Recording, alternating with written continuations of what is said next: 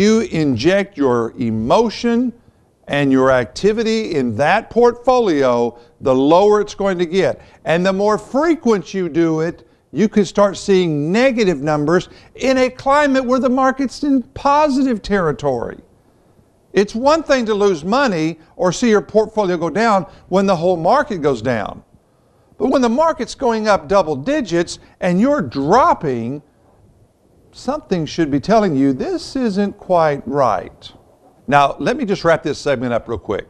We talked about hot stock tips. We talked about the media. We talked about stockbrokers. We talked about using the internet. We talked about inside information, illegal. We talked about buying and holding and doing nothing. We talked about getting in and out at the right time, which is virtually impossible. Folks, this sums up our irrational behavior. All of these are born out of our irrational behavior. And let me tell you what, everything I just said is what gives investing the reputation of gambling. People say that if you invest, you're gambling. And folks, it's true, because the only way you're going to make money off of these 7 things I just talked about is if you get lucky, and I don't believe in luck. So it's if you happen to, by chance, make money, that's why they call it gambling, and it is. But the one thing I'm going to show you is not gambling. It's wise investing, and it's been proven to work down through the decades, and it will work for you. And I know you're going to want to stay tuned for it. You do not want to miss it. But before we go to that, it's time for rapid fire. Get your seatbelts on. We've got a great one lined up for you today. It's time for your outspoken emails to be heard. This is Rapid Fire. All right, folks, it's time now for Rapid Fire, and this is my favorite segment in the whole show. This is where I take your emails, I read them on the air, and I answer them. And the trick is I have 30 seconds to do it. That's why we call it Rapid Fire. So without any further delay, let's get started. Number 1, Steve, recently I've started a new job. They have a 401k, and I am participating in it. Good for you. But I have 401ks at my former jobs. Can I get those? And if so, how do I do it? I love your show. Signed, John P. of Jacksonville. John, great question, and way to go by participating in the current 401k. But no one's watching your old 401ks. Don't leave them there. You need to go to each job, each HR department, and say, I want rollover paperwork. They'll send it to you. Bring it into someone that you trust, and they will fill out the paperwork and roll that money into an IRA. It's a non-taxable event. It won't cost you anything in taxes. And now you have someone helping you work your money and making sure it's growing in the right direction so it's not out there without anybody watching it. Number 2, dear Steve, my wife and I are thinking about doing a trust. We don't know anything about it and wonder if we even need something like that. We aren't millionaires and we have a will. Is this enough? What would you say? Thank you, Melvin C. of Benton. Melvin, great question. A will is an engraved invitation to probate. Probate, on average in Arkansas, lasts about a year if nobody contests it, and it can cost between 5 and 10% of your estate. A trust can eliminate all of these things. If you need a trust or more information, go to our website, youmeandwallstreet.com, and we'll show you how you can get a trust. It's very simple, folks, and much less expensive than you think, but it can save your heirs a ton of heartache and trouble. Number 3, Steve, I've heard you say many times that you don't use stocks in your clients' portfolios. Not individually, folks, I use them in mutual funds. If you did choose a stock, how would you do it? Are there any guidelines you would use? Thank you for your help. Signed, Connie E. from Conway. Connie, I'll give you a couple of tips on stock picking. I don't do them personally, but I'll give you a couple of tips. Number 1, buy something that you use. Buy something that you're familiar with. Buy a company that you know their product or their service.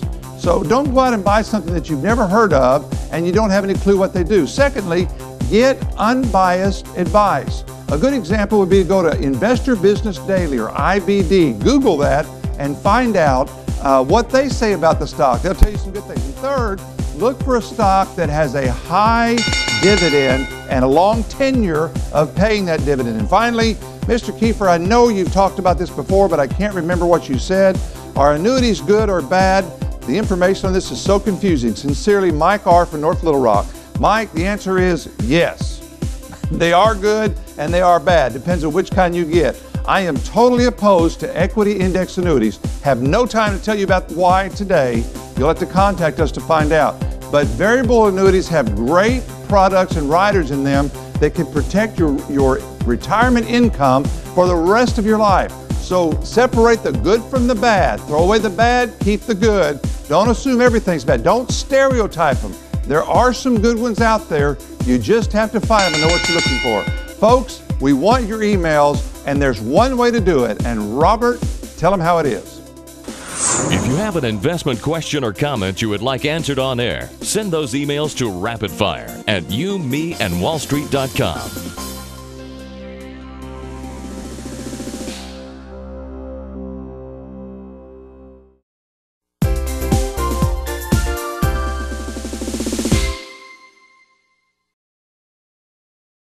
Folks, you've been waiting for the entire show for me to tell you what is this one thing he's been talking about that makes money in the market. Not just this one thing, this one proven thing that makes money in the market. First, I have to go back to my wonderful circle drawing, which, you know, we have to have these things in here. Sometimes it looks like a goose egg. But consider this an entire portfolio. Now, I'm going to make a couple little, well, I'm just really going to make one little V in it right here. Let me finish that circle a little darker.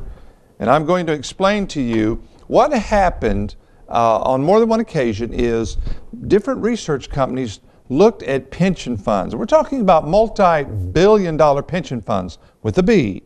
And they looked at what made some work and some not work. They both had access, or they all that were included had access to the same investments, but some performed better than others. What was it? Well, was it they tried to use one of those 7 things I talked about earlier, or was it something else? Here's what they discovered, and this I think is going to be rather shocking to you. 96% of return from a portfolio, are you ready for this? Get a good drum roll here. 96% of the cause of the return of a portfolio came from this one thing. Are you ready for it? Asset allocation. You say, oh, Steve, is that all that is? Folks, don't you dare discount what I've just said. This is the proof. 96% of all returns go back to this one thing, asset allocation. Well, what's the 4%? The 4% is picking the right investment. I'll just put picking investment. 4% of the return of a portfolio is due to picking the right type of investment. It's not picking the right investment here, it's diversifying your portfolio. All those other things are designed to draw you in, to get you to spend your money so they can give you some kind of strategic portfolio for you to go out and buy, or an investment plan that costs you hundreds of dollars and is worth less than zero, when all you have to do is allocate your portfolio, which, as has been proven, is responsible for 96% of the return you get. Now, that's, to me, it's just absolutely amazing. I'm not going to erase this just yet. Asset allocation, what does that mean? That means you own stocks. And of course, with me, I'm going to say stock funds. Sorry, it gets messy here. So we have stock funds. We have large cap. We have large cap value, large cap growth.